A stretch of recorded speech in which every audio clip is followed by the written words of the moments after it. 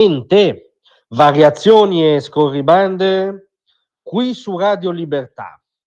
Allora, Frau Ursula von der Leyen ha presentato la sua proposta di bilancio per l'Unione Europea, per essere più precisi, il nuovo quadro finanziario pluriennale, che già nel linguaggio rievoca i piani quinquennali di sovietica memoria. D'altronde l'ottica dirigista è la stessa, anche se il passaggio ovviamente è dalla tragedia del totalitarismo a quella che spesso è la farsa dell'eurocrazia. Comunque, qual è la morale, il succo, il precipitato di questo bilancio presentato in pompa magna da Ursula? Ovviamente una gragnuola di nuove tasse, di nuove imposte per cittadini, imprese, famiglie europei, esattamente 58,2 miliardi di nuove tasse, 58,2 miliardi di nuove tasse.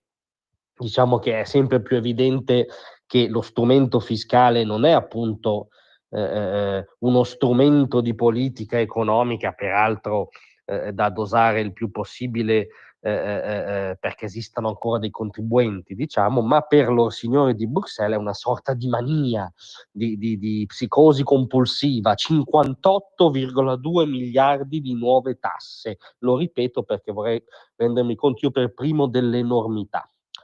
Il bilancio complessivamente avrà una dotazione di 2.000 miliardi di euro, il più ambizioso mai proposto, ha detto Ursula. Ecco, quando Ursula e i colleghi di Eurocrazia hanno ambizioni, ci si gela il sangue nelle vene. È molto meglio non averne ambizioni. I governanti, spesso, soprattutto i governanti europei, come dire, lievemente scollati dalla vita dei popoli, li vorremmo con poche ambizioni, che si ritraggono, che fanno vivere la dinamica spontanea della vita, dell'impresa, del mercato. Invece Ursula ha annunciato il piano più ambizioso di sempre e infatti gli effetti sono devastanti per i nostri portafogli.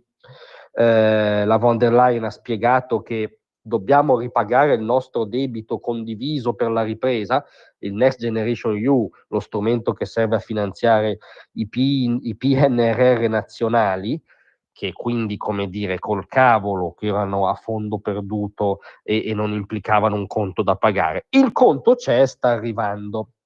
Ma in ogni caso questo piano prevede 5 nuove fonti di entrate, che sono appunto i famosi 58,2 miliardi di nuovi balzelli. Andiamo a leggerli uno per uno. Sì, vogliamo farci del male, ma perché sono sommamente istruttivi.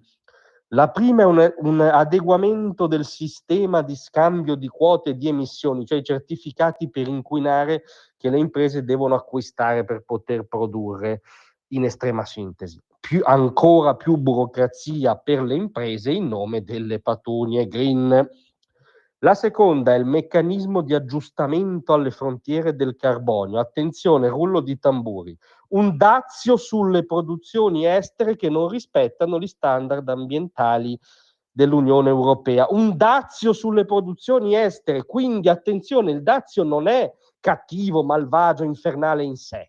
È cattivo, malvagio se lo applica Donald Trump, peraltro per rimediare a un surplus commerciale storico a sfavore anche a causa di politiche discutibili dell'Unione Europea.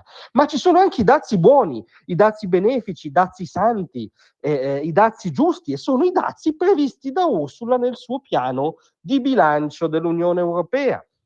Terza fonte di entrata è l'applicazione di un'aliquota uniforme al peso dei rifiuti elettronici non raccolti, sempre più tassazione per sempre più ossessione green. La quarta, questa è una mazzata ovviamente a un intero settore, perché non c'è un settore che deve poter sopravvivere economicamente. La quarta è un'imposta aggiuntiva sulle accise dei prodotti del tabacco, che come dire, è un'industria, sono posti di lavoro, ma noi inferiamo ancora. Infine la Commissione propone, perché non, come dire, non aveva ancora proposte abbastanza, si sentiva il bisogno di quest'ultima fonte di finanziamento, l'introduzione di una tassa sulle imprese che operano e vendono nell'UE con un fatturato netto annuo di almeno 100 milioni di euro, perché la ricchezza è una colpa, perché la creazione di posti di lavoro è una colpa, o comunque un'opportunità per spolpare ancora di più. Cioè non vanno incentivate le imprese che crescono e producono più ricchezza e creano più posti di lavoro, vanno spennate ancora più delle altre. Questo è il bilancio pluriennale di Ursula, queste sono le fonti di entrata, e c'è chi dice che esageriamo se parliamo di Eurosoviet. Grazie a tutti, a domattina.